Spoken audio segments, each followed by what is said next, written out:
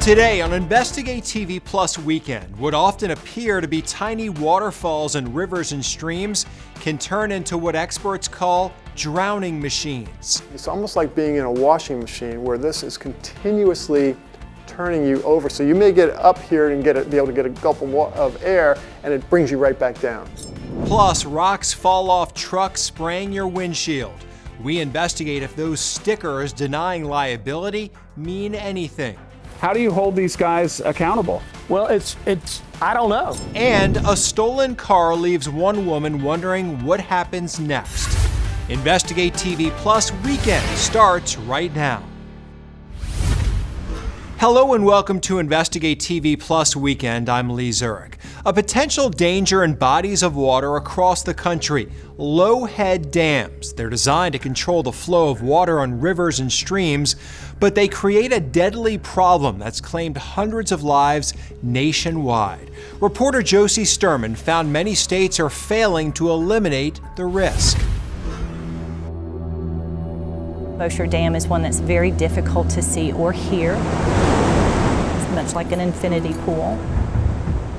The dam sneaks up on you. It is quiet, it is ominous. But by the time they got upon the water, or got to the dam, it was too late. Sarah, we think, went first. Lauren went second. The rest of them followed suit, and 10 people and a dog came up, and Lauren and Sarah did not. We walked the river until 3 a.m., calling her name, hearing the water. I never thought that I would have to pull my daughter out of this river 2 days after she went missing because of a dam like Bossier.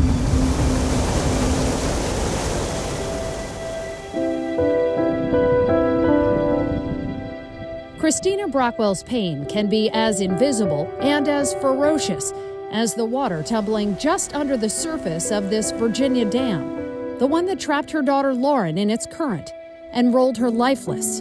And Lauren's not here. And if she was, she'd sit in this chair and she would fight to make sure that none of her friends or no one else ever had this happen.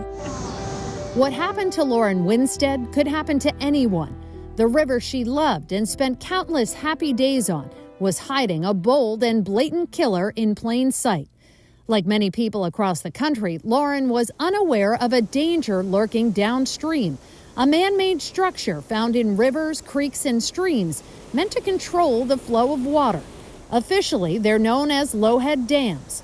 They become drowning machines. Then the only thing you can do to save lives is make sure that you get rid of the risk. That risk exists pretty much anywhere in the country where there's a low-head dam, but there's no national inventory from the federal government, and less than a third of states are actually tracking where they're located. So independent researchers have been the ones to pinpoint at least 13,000 low-head dams across the country. So let's go down to the ground level to see how they're so deceptively dangerous. They often look almost peaceful, attractive to swim in, but more than 1,000 people have drowned at low-head dams in the U.S., as many as 50 a year, because of a scientific phenomenon that turns a picturesque waterfall into an often inescapable prison. Creates what's called a hydraulic, and there's a backwash where it actually rolls back on itself. And it's almost like being in a washing machine where this is continuously turning you over. So you may get up here and be able to get a gulp of air, and it brings you right back down. Pushed down under an extremely powerful boil that Tom Smith knows even the strongest swimmers are often powerless to fight. As executive director of the American Society of Civil Engineers, he's an expert at understanding the mechanics that make low-head dams almost undefeatable. And just look at how fast the water on the surface is moving back towards the structure. This demonstration from Brigham Young University illustrates exactly how it happens. And this shows why this current is just so dangerous. For us as civil engineers, health and safety is paramount. And when we see the number of drownings, the flags need to go up. But this is a real issue. And at a minimum, we have got to make sure that people are educated on how severe this is. It's a lesson being learned one tragedy at a time, as drowning machines at low-head dams take lives across the nation. On June 16th, 5 people drowned after falling over the Duke Energy Dam while tubing on the Dan River. I never knew that there was a tumbler that came off the fall. Didn't realize that in a split second the water can raise and it becomes a killing machine. It'll just pull you in and you can't get out. And research shows Good Samaritans and first responders are often the ones killed in drownings at low-head dams. A deadly 1975 rescue in New York still resonating as a cautionary tale and training lesson half a century later. We're choosing to stop this video, which shows the boat carrying first responders flipped by the current and dragged under the water.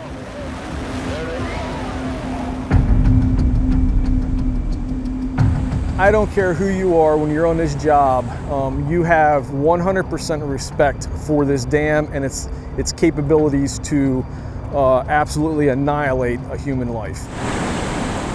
Brian Enterline has had more than 2 decades to fully grasp the power of a low-head dam. The force of the water in there is extreme. The force is unbelievable. In Harrisburg, Pennsylvania, where Enterline is fire chief, a low-head dam spans the entire river that runs through the city. We've unfortunately put several of our firefighters over the dam, and miraculously, they survived. Many others have not been as fortunate. Harrisburg has the distinction of having the deadliest low-head dam in the country, with at least 30 deaths, one as recently as April 2023. Why is it still here? To take the dam out, to totally eliminate the dam, the water level here in Harrisburg would be unnavigable with any type of boat.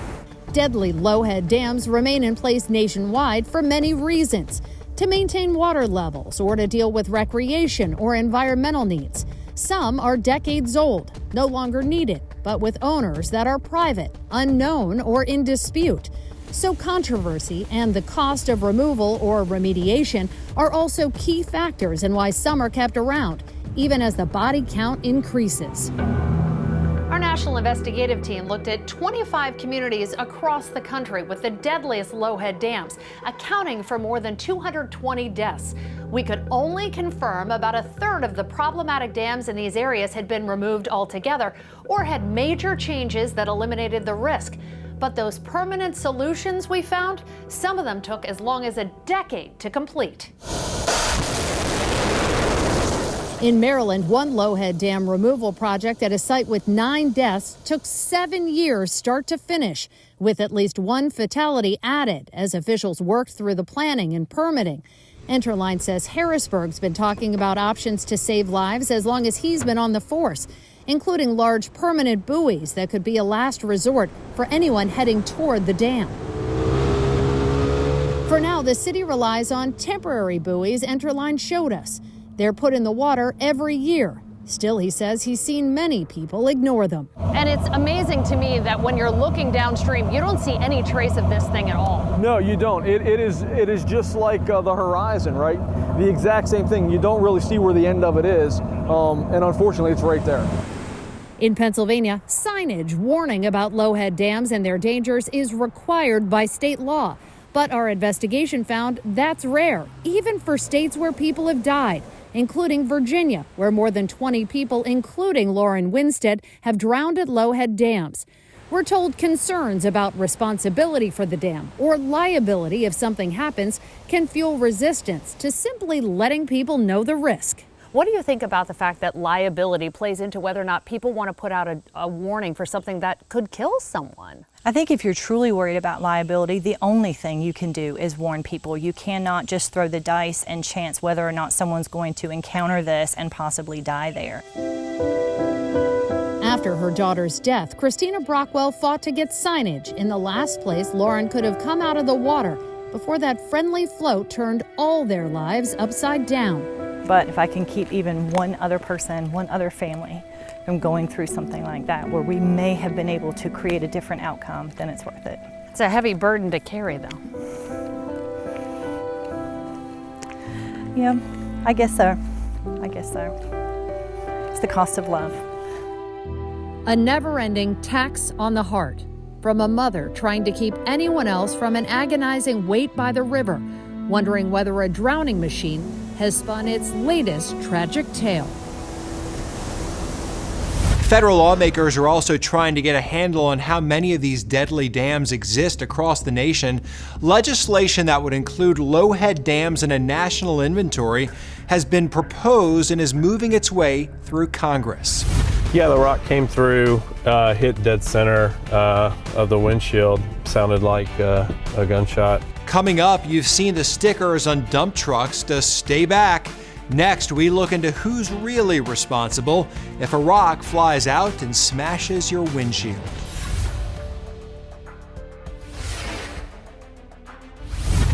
You can watch Investigate TV Plus anytime online. Just subscribe to our YouTube channel at Investigate TV. You can catch stories in full episodes.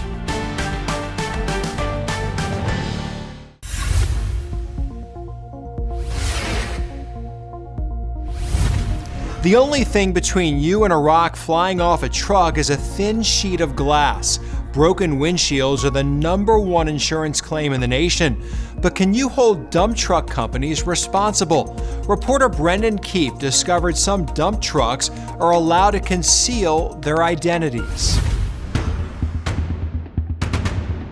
The hits just keep on coming.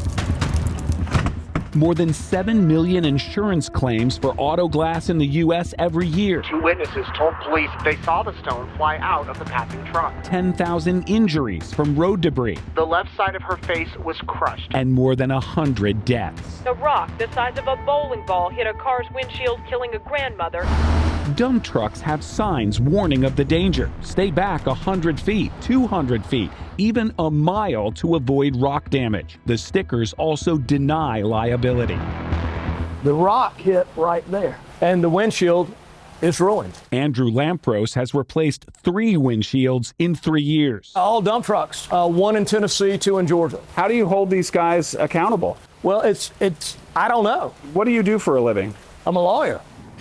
Not just any lawyer, Lampros is one of the top litigators in Georgia. His firm has extracted multi-million-dollar settlements in injury cases. But he had trouble even finding out who to hold accountable for his windshields. Yeah, it's very interesting that they have no problem keeping those stickers on the back, but they can't seem to keep any identifying information on the trucks.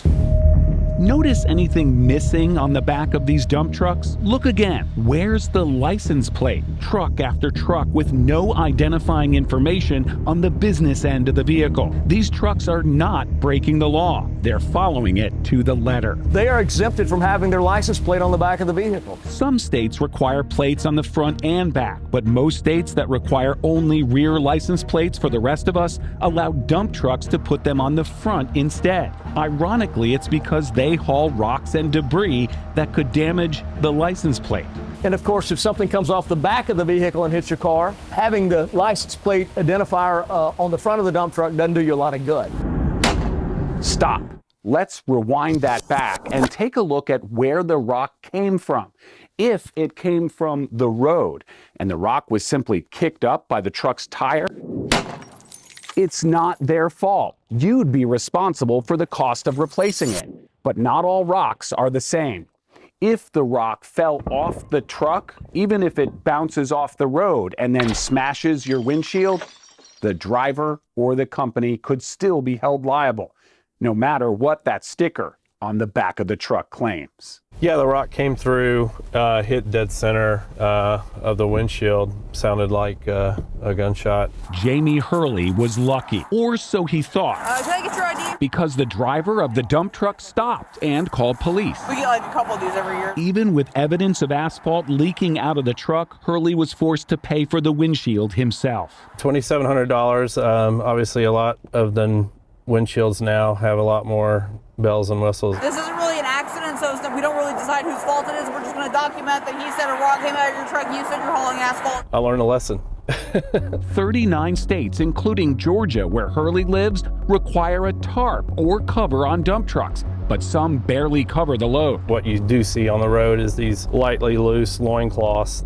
Attorney Andrew Lampros found a solution, and it's not in any law book. After the third one, I decided it was time to spend the $125 and get a dash cam.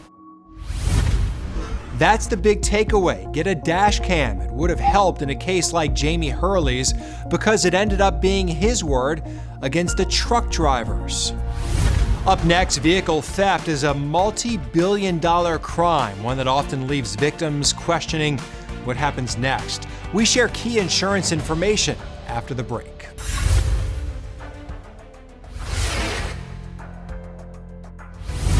You can watch Investigate TV Plus anytime streaming online. Get the app for Roku, Amazon Fire TV, and Apple TV.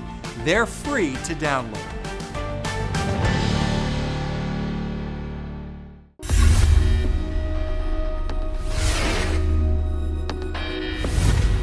If your car is stolen, will your insurance company cover the damage left behind or replace it if it's never found? Those are just some of the questions you may ask yourself if that unfortunate scenario becomes your reality. Reporter Sam Smink in Hartford, Connecticut finds the answers after speaking with a woman whose first question was, what happened? When Megan Johnson's car was stolen last month in New Haven, her first question was, what happened? Her second, what does her family do now? Trying to go through worst case scenario of how we're going to manage, our lives with both of our jobs and our son. It's the same question Destiny Danino asked herself after her car was stolen outside of her Meriden apartment in April. I'm thinking it's gone. After calling police, both said their next calls were to their insurance companies. Insurance agent Heidi Suma says there's one type of coverage that's key in this type of situation. You absolutely want to have comprehensive coverage. Suma says she cannot stress enough, comprehensive is the best way to go to protect yourself against theft. Insurance agent Joe Lombardo agrees. He says comprehensive will cover everything. If it's damaged, then they're going to pay for the damages done to the car. If the car is gone and they can't find it, then it's based on the whatever books the insurance companies use to verify the total value of the car.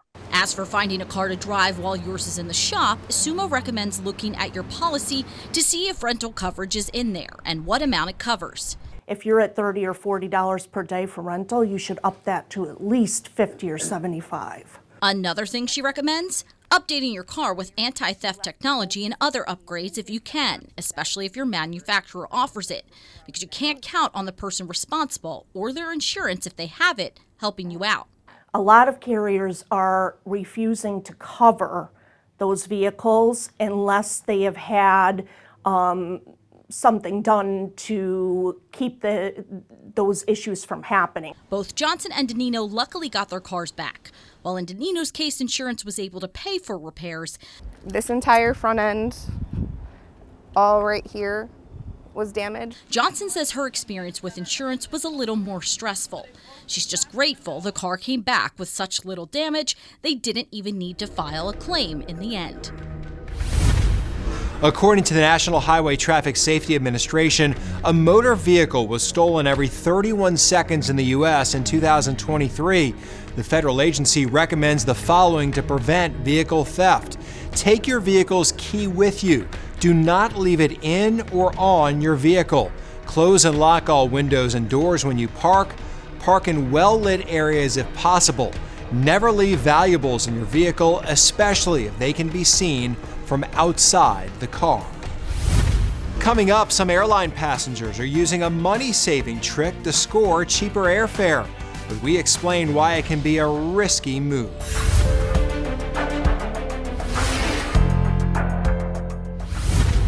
Our in-depth coverage continues. You can get connected to Investigate TV Plus on all social media platforms.